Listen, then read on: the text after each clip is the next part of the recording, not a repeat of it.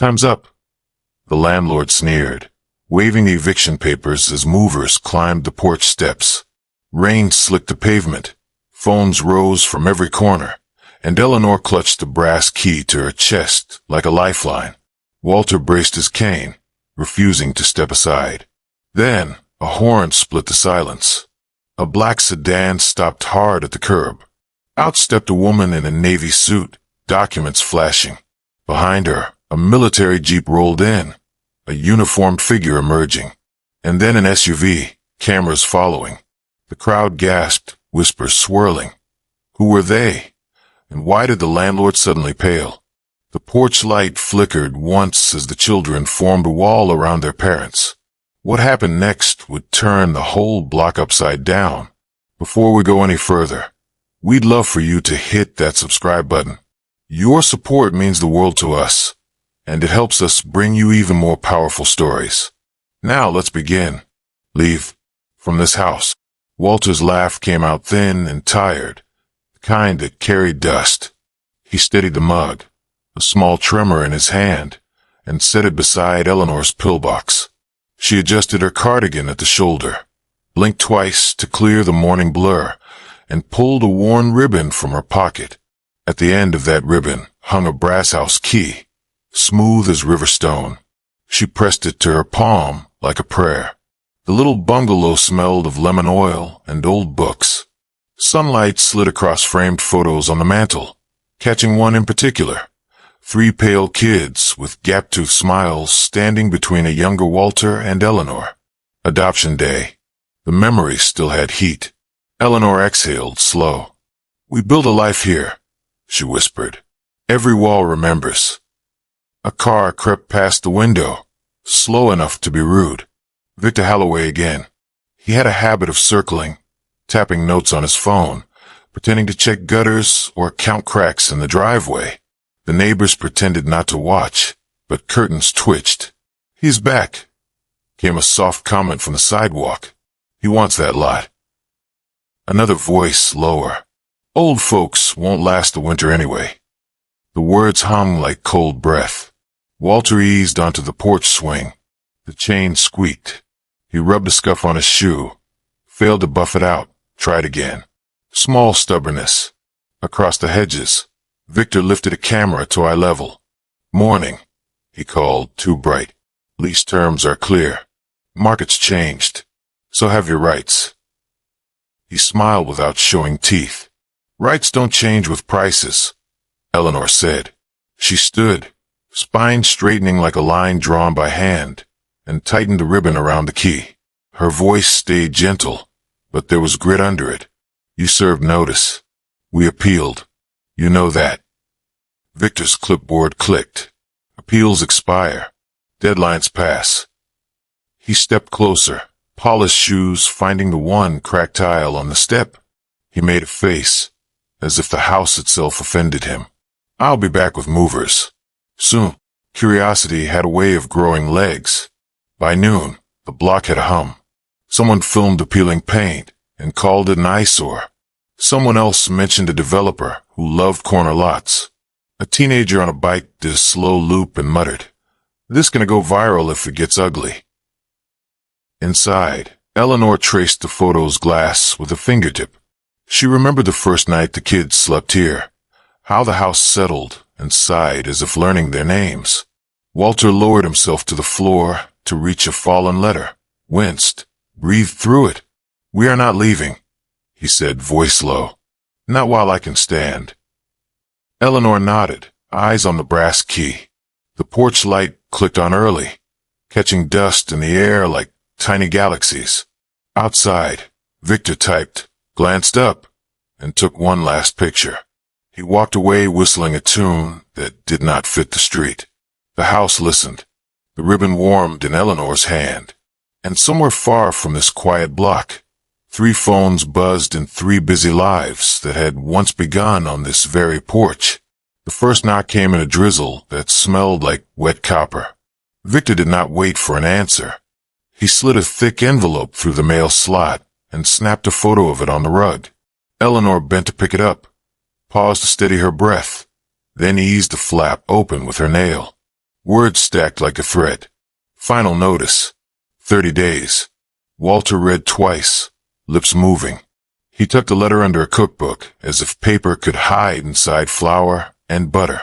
Appeal is still pending, he said, voice thin. He reached for Eleanor's hand, rubbed the soft place between thumb and wrist, a habit learned during hospital nights. The block had ears. 30 days. Someone whispered by the hedge. He will flip the house by summer. Another voice, sharp with caffeine. City does not care. Watch. They tried small defenses. Walter tightened the porch rail. Eleanor labeled boxes that were not for packing, but for proof. Sunday school crafts. The adoption decree.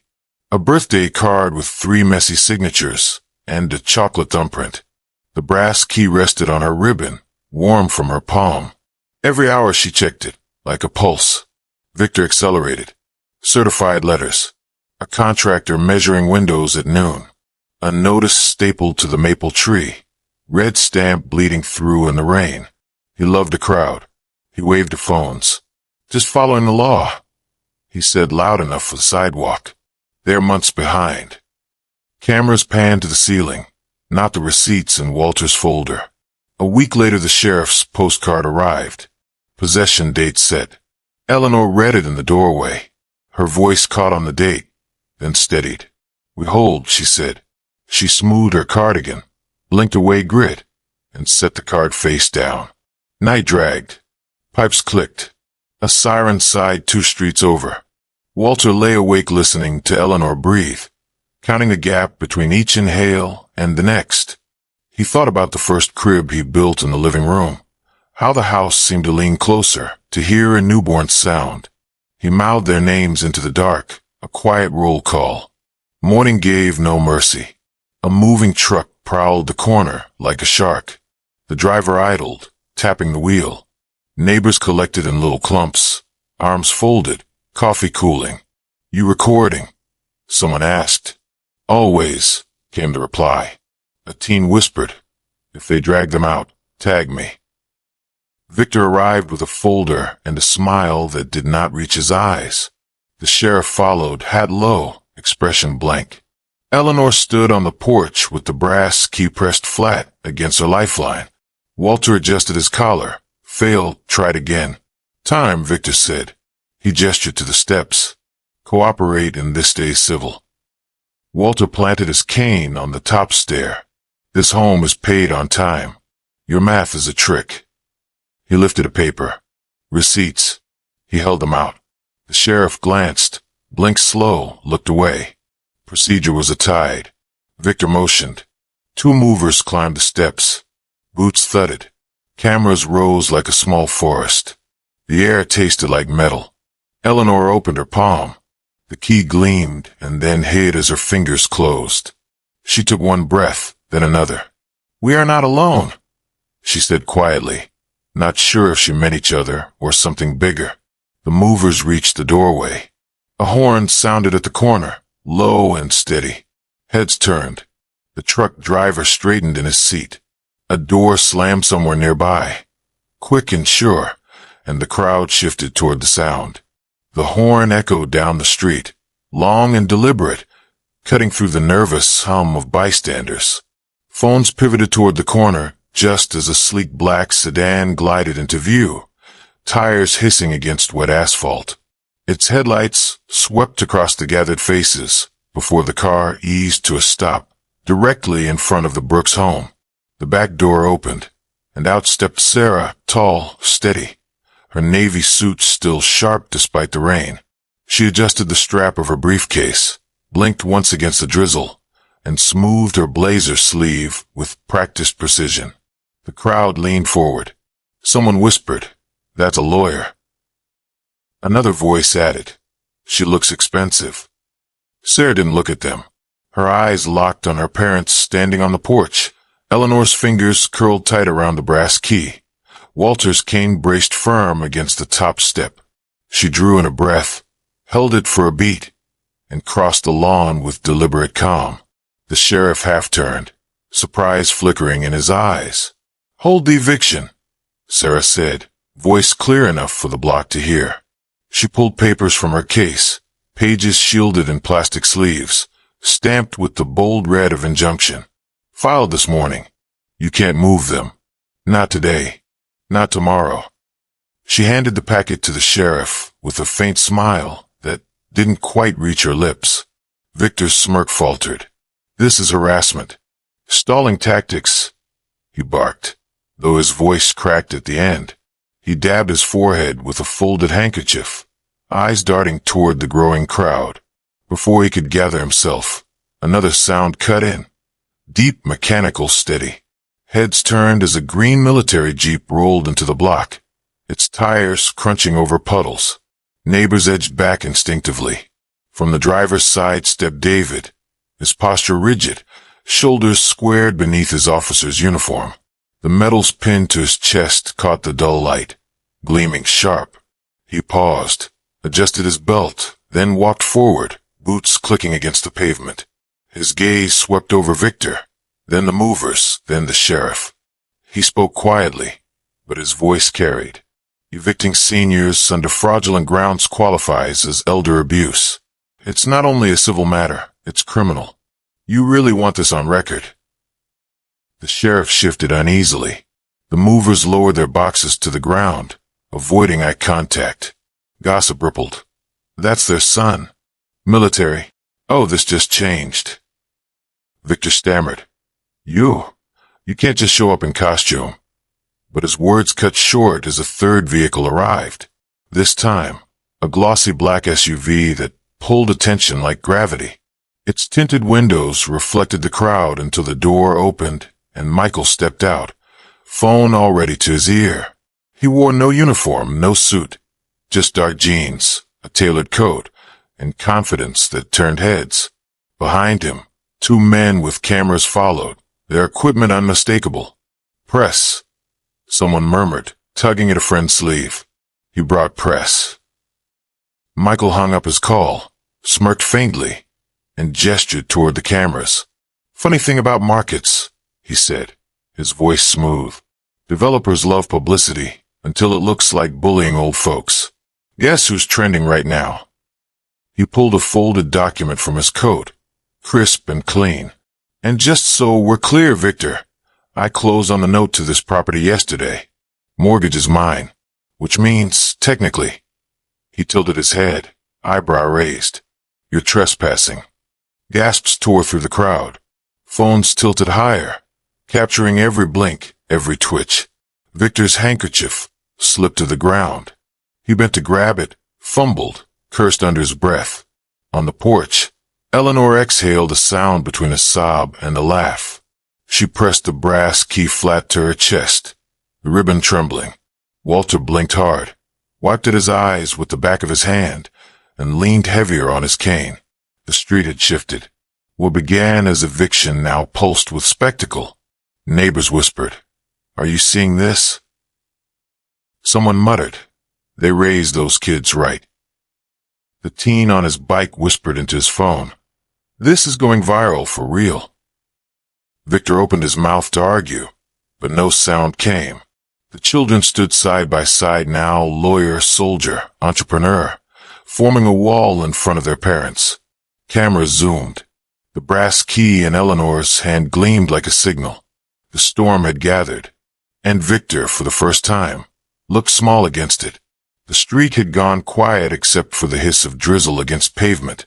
Every phone stayed lifted, every breath suspended, as Victor tried to recover his footing. He tugged at his collar, adjusted his tie, and forced a grin that trembled at the edges. You think a few theatrics change the law? His voice strained, higher than usual. He slapped the eviction folder against his palm, the sound sharp and hollow. They're behind. They're squatters. This house is mine, and no parlor tricks will. Behind. Sarah's words cut through him like glass. She stepped forward, heels clicking against the wet wood of the porch. She opened a folder from her briefcase with steady fingers and pulled out a thick stack of receipts. Mortgage paid. Utilities cleared. Taxes filed. She handed the stack to the sheriff, her nails tapping once against the top page for emphasis. This isn't neglect, it's fraud. His fraud. The sheriff adjusted his hat, brows knitted. He scanned the documents, lips moving over figures, then glanced at Victor. His jaw tightened, but he said nothing. Victor's face flushed red. They're old. They won't fight. This is... Watch your tone. David's voice landed heavy, almost physical. He stepped forward, boots splashing through a shallow puddle. He adjusted his belt, hand brushing the insignia on his chest, and locked his stare on Victor. Elder intimidation is a chargeable offense. What you're doing isn't just eviction. It's criminal coercion. You can argue with them. He tilted his head toward his parents, then back. But you'll have to answer to me. A ripple ran through the crowd. Someone whispered, "That's military brass. Real deal." Another voice, "He's finished." Victor opened his mouth again, but Michael was already stepping in, a faint smirk curling at the corner of his mouth. He held up a clean white envelope, edges sealed. "And in case you missed my brother and sister's point, I'll make mine simple." He pulled the document halfway free, the embossed seal catching the camera light. "I own this property now. Mortgage. Title. Note. Paid in full." He let the words sit, let them soak into the gathering silence. "You're no landlord here, Victor. You're loitering." Gasps broke across the street like a wave. A woman clapped her hand to her mouth. The teen on his bike nearly dropped his phone. Someone laughed, a short, nervous bark. "Loitering," they repeated, shaking their head.